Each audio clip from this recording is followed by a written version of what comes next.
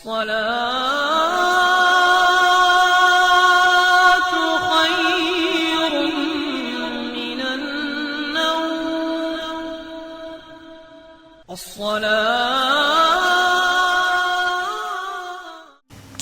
اعوذ باللہ من الشیطان الرجیم. بسم اللہ الرحمن الرحیم. السلام علیکم ورحمۃ اللہ وبرکاتہ. میرے عزیز بھائیو بہنوں اور بچوں، آج کا جو ہمارا موضوع ہے یہ رمضان المبارک کے تیسرے اور آخری عشرے کی دعا کا ہے. تو آج کی اس ویڈیو میں آپ کو دعا بھی بتاؤں گا اور اس کو پڑھنے کی فضیلت بھی بیان کروں گا، اور سب سے اہم اور ضروری مسئلہ کہ ہم وہ دعا کیوں پڑھیں گے. میرے عزیزو، ہر انسان کے لیے 3 جگہ ہیں. ایک دنیا میں تو آنا ہے، اور اس کے بعد ہمیں عالم برزخ میں جانا ہے، اور تیسرا قیامت کا دن کہ کون جنت میں جائے گا اور کون جہنم کا حقدار ٹھہرے گا. اس لحاظ سے یہ دعا اور یہ عشرہ بہت اہم ہے، کیونکہ ہم نے اللہ کے حکموں کو توڑ دیا. ہم نے پرواہ ہی نہیں کی اور ہم یہ سمجھتے ہم دنیا میں آئے ہیں تو یہ ہماری دنیا ہے. آوارہ گردیاں ہوں، خواہشات نفس کے مطابق اپنی زندگی گزارتے، آنکھیں بے حیائی میں لگی رہیں، سوچے آوارگی میں لگی رہی، کان نغموں کی آوازیں سنتے رہے، اور زبان جھوٹ بولتی رہی. اور انسانوں نے اس دنیا میں ظلم و جبر کا بازار گرم رکھا اور لوگوں کی عصمتیں پامال کرتا رہا، اور ہم نے لوگوں کا مال بھی غصب کیا اور لوگوں کے دلوں کو زخمی بھی کیا. اور میرے عزیزو، ہم لوگ یہ پرواہ نہیں کرتے کہ یہ دنیا ہے. دنیا ہے کیا؟ صرف ایک امتحان گاہ ہے، اور ہم اس دنیا میں چند دنوں کے لیے آئے ہیں، اور ہم نے ایک دن اللہ کے حضور پیش ہونا ہے، اور وہاں پہ جو کچھ دنیا میں کیا اس کا حساب بھی دینا ہے.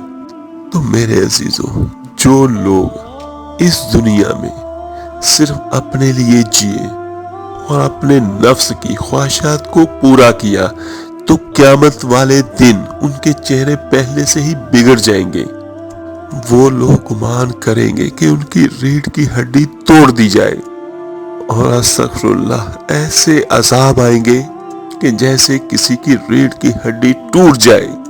تو میرے عزیزو، اس کا چہرہ شگفتہ گلاب تو نہیں ہوتا، اس کا چہرہ تو اس قدر مرجھایا ہوا ہوگا.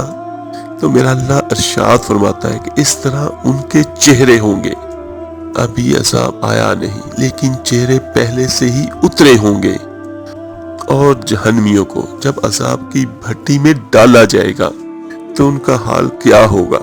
میرے عزیزو، وہ کتنا سخت عذاب ہوگا.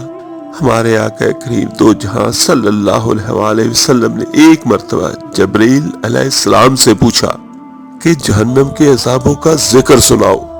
تو حضرت جبرائیل علیہ السلام نے عرض کیا، حضور، سب سے ہلکے عذاب کی کہانی آپ کو بیان کرتا ہوں، اور وہ یہ ہے کہ جہنمیوں کے پاؤں میں آگ کا جوتا ہوگا، باقی پورا بدن اس کا صحیح سلامت ہوگا.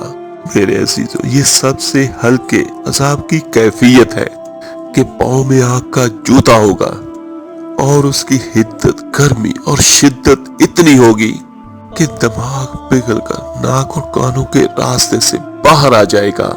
پاؤں میں پہنے ہوئے جوتے کی گرمی دماغ کو اس طرح چڑھے گی کہ وہ پگھل جائے گا اور ناک اور کانوں کے راستے سے باہر آ جائے گا. تو اس دن اللہ کے عذاب کے خوف سے چہرے بگڑ جائیں گے، حالت سلامت نہیں رہے گی. یہ بات اپنے ذہنوں میں بٹھا لیں کہ میرا اللہ جس کو جہنم میں ڈالے گا اس کو اس صورت میں نہیں ڈالے گا. یہ محمدی صورت ہے. یہ شکل اس کی جہنم میں ڈالنے سے پہلے چھین لی جائے گی، اور دوسرا اس کی شکل اور جسم کو بہت بڑا کر دیا جائے گا کہ اس کا ایک ایک دانت احد پہاڑ کے برابر ہوگا۔ اور میرے عزیزوں، احد پہاڑ کا پھیلاؤ 15 کلومیٹر کے قریب ہے، اور 15 کلومیٹر کا ایک دانت اور 32 دانت کتنے ہوں گے، اور منہ کتنا بڑا ہوگا؟ تو اس کو اتنا بڑا اس لیے کیا جائے گا تاکہ وہ عذاب کی تکلیف زیادہ سہے۔ 70 گز موٹی جہنمیوں کی کھال ہوگی، اور جب کھال جل جائے گی تو اللہ تعالیٰ قرآن میں فرماتا ہے کہ ہم اسے نئی کھال دے دیں گے، اور پھر جو بندہ یا اللہ کی بندی جہنم میں ہوگی وہ چیخے گی، چلائے گی پیاس کی شدت سے۔ تو میرے عزیزو، ایسے جہنمی کی 70 سال تک تو کوئی آواز ہی نہیں سنے گا، اور 70 سال کے بعد دروغہ جہنم چیخ کر کہے گا کیا مانگتا ہے؟ تو وہ جہنمی کہے گا مجھے پانی چاہیے، تو وہ کہے گا ابھی ملتا ہے تمہیں پانی، اور پھر دروغہ جہنم اسے پانی دے گا، اور وہ پانی کیسا ہوگا یہ قرآن بتاتا ہے۔ اسے مائے حمیم دیا جائے گا، کھولتا ہوا پانی، اور وہ اتنا گرم ہوگا کہ جب پینے کے لیے چہرے کے قریب کرے گا تو اس سے اٹھتی ہوئی بھاپ کی وجہ سے چہرے کی کھال ادڑ کے اس پانی کے اندر گر جائے گی، لیکن اس کے باوجود پیاس کی شدت اتنی ہوگی کہ اس کو پینا پڑے گا۔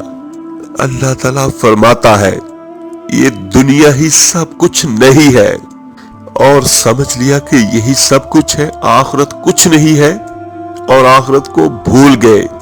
صبح اٹھے، ہم کاموں پہ چلے گئے، اور شام آئی ہمارا گردی میں گزار دی، اور صدائیں آتی رہی اللہ کی طرف سے، حی علی الصلاح، حی علی الفلاح، اور کسی نے پرواہ نہیں کی، اور نہ ہی پیشانیوں نے سجدے کیے، اور نہ ہی سوچوں میں پاکیزگی آئی، اور زندگی یوں گزار دی۔ ایسے نہیں ہے میرے عزیزو۔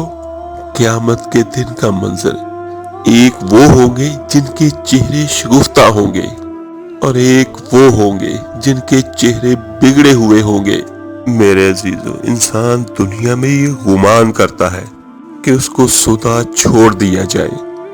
سودا عربی میں ایسے اونٹ کو کہتے ہیں جس کی مہار کسی کے ہاتھ میں نہ ہو، یعنی شترے بے مہار، جہاں مرضی جس گھاٹ سے چاہے پانی پیے اور جہاں سے مرضی چارہ لے، تو اس شترے بے مہار کو کہتے ہیں سودا۔ تو یہ انسان بھی گمان کرتا ہے کہ میں بھی سودا ہوں، اور کوئی کیوں مجھ سے پوچھے، اور میرے جذباتوں پہ کوئی کیوں قدغن لگائے، اور کیوں کوئی روکے مجھے۔ بالخصوص جوانی کے ایام کے اندر جوان کو بڑا ہوتا ہے کہ کوئی مجھے کیوں روکے، اور بہت سارے تو ماں باپ کے کہنے میں بھی نہیں ہوتے، اور اس کی خواہش یہ ہوتی ہے کہ مجھے آزادی کے ساتھ جینے دو، اور کیوں میرے راستوں میں رکاوٹ ڈالتے ہو، میں سودا ہوں۔ تو میرا اللہ فرماتا ہے نہیں، ایک اونٹ تو سودا ہو سکتا ہے جس کو میں نے اشرف المخلوقات بنایا، اس کو تو سودا نہیں چھوڑوں گا، اس کو تو پابند بناؤں گا احکام کا۔ اور اب وہ کہتا ہے کہ یہ کیسے ہوگا؟ اب انسان کہتا ہے کہ نہیں نہیں، یہ کیسے ہوگا، کیسے دوبارہ ہمیں اٹھایا جائے گا؟ تو میرا اللہ قرآن پاک میں فرماتا ہے ایک بوند تھی، پانی کا ایک قطرہ تھا جو رحم مادر میں رکھا گیا، پھر وہ پانی کا قطرہ لوتھڑا بنا، پھر اللہ نے اسے پیدا فرمایا اور ٹھیک ہموار کیا، اور پھر اس سے جوڑے بنائے، کوئی مرد بنایا، کوئی عورت بنائی، اور فرمایا گیا کہ اب دیکھ اور غور کر، تمہاری آنکھیں چمکتی ہیں، زبان کا طوطی بولتا ہے، لوگ اشش کرتے ہیں تیری گفتگو پہ، تیری گفتار پہ صدقے جاتے ہیں، تیرے لہجے کے جمال کو دیکھتے ہیں، اور سینے کا زور اور پنجوں کی طاقت، تیری دماغ کی تیزیاں اور تیری سوچوں کے اجالے، تیرے کڑیل بازو اور تیری چوڑی چھاتی، اے انسان یہ سب کچھ کہاں تراشا گیا؟ یہ ماں کے رحم میں اور اس طریقی میں اللہ نے یہ سب کچھ بنایا جو 3 طریقیوں میں تھی، اور اس وقت سر جب گھٹنوں میں تھا اور وہاں پر اللہ نے سب کچھ بنایا، آنکھوں میں چمک پیدا کی، کانوں میں نغمے بکھیرے اور زبان کے پٹھوں پہ قوت ذائقہ رکھی میرے اللہ نے بولنے کی صلاحیت دی اور ہاتھوں میں زور رکھا، اور اس کے بعد جب دنیا میں تو کوئی منسٹر بن گیا، کوئی قاضی بن گیا، کوئی پہلوان ہے، شہزادہ ہے، بادشاہ ہے، اور آج انسان کی طاقت کے کیا کہنے، آج طاقت کے شہرے ہیں اور عظمت کے نغمے ہیں، لیکن اصل میں ہم تھے کیا؟ ایک ناپاک قطرہ اور رحم مادر میں تھے۔ تو میرے عزیزوں، ہمارے اندر یہ رنگ کس نے بھرے؟ اور پھر اللہ تعالیٰ بیان کرتا ہے جو ماں کے پیٹ میں ایک نطفے کو ایک خوبصورت انسان بنا سکتا ہے، وہ ہڈیوں کو جوڑ کے دوبارہ انسان نہیں بنا سکتا؟ کیا وہ دوبارہ تجھے کھڑا نہیں کر سکتا اپنے سامنے پیش ہونے کے لیے، جس کے حکموں کو تو نے توڑا ہے، جس کے فرامین کا تو نے مذاق اڑایا ہے؟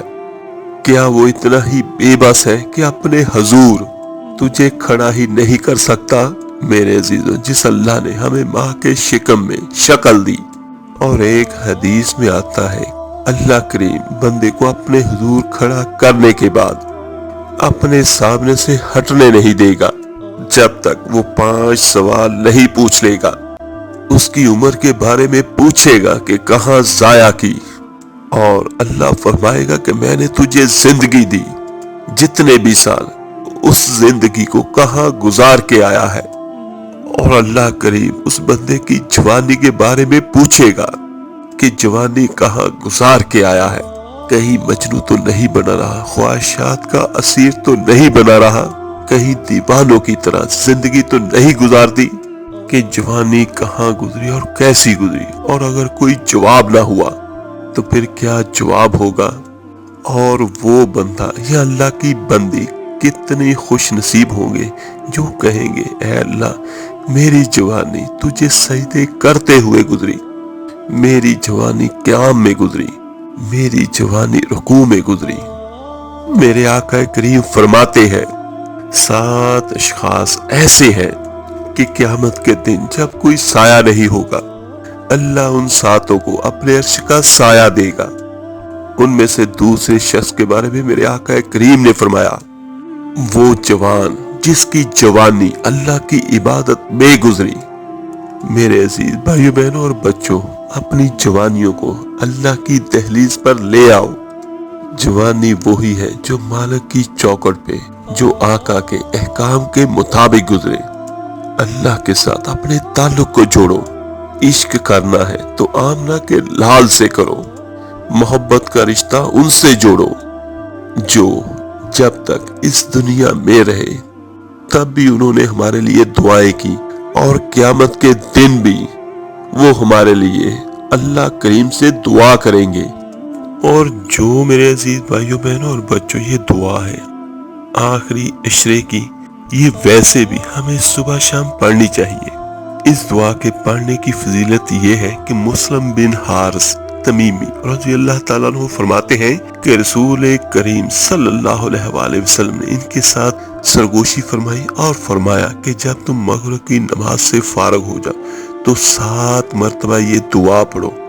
اگر تم یہ دعا پڑھ لو گے اور اسی رات تمہاری وفات ہو جائے تو تمہارے لیے جہنم سے خلاصی لکھ دی جائے گی۔ اور جب تم فجر کی نماز پڑھ لو تو یہ دعا پڑھ لیا کرو۔ اگر تم ایسا کر لیتے ہو اور اس دن تمہارا انتقال ہو جاتا ہے تو تمہارے لیے جہنم سے چھٹکارا لکھ دیا جائے گا۔ اور وہ دعا کیا ہے؟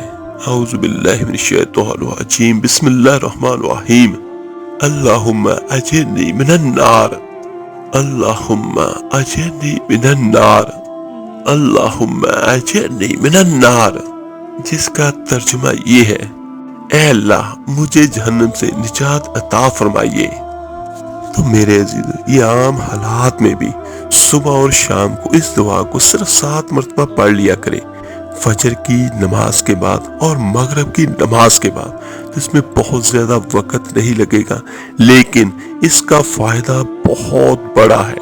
میرے عزیزو، جہنم بہت بہت بری جگہ ہے، اور اس دعا کو آخری عشرے میں جتنا بھی زیادہ سے زیادہ ہو سکتا ہے پڑھیے۔ اور جس طرح میں آپ کو حدیث بیان کر چکا ہوں کہ اس کو صبح اور شام بھی صرف 7 مرتبہ پڑھ لیں۔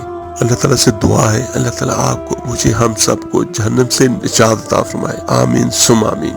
میرے عزیزوں، اس ویڈیو کو لائک اور شیئر ضرور کیجیے گا صدقہ جاریہ سمجھ کر۔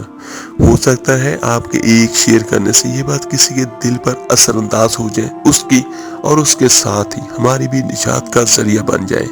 تو ملتے ہیں جلدی انشاءاللہ تعالیٰ ایک نئے وظیفے عمل کے ساتھ۔ اپنا بہت بہت خیال رکھیے گا۔ اللہ حافظ۔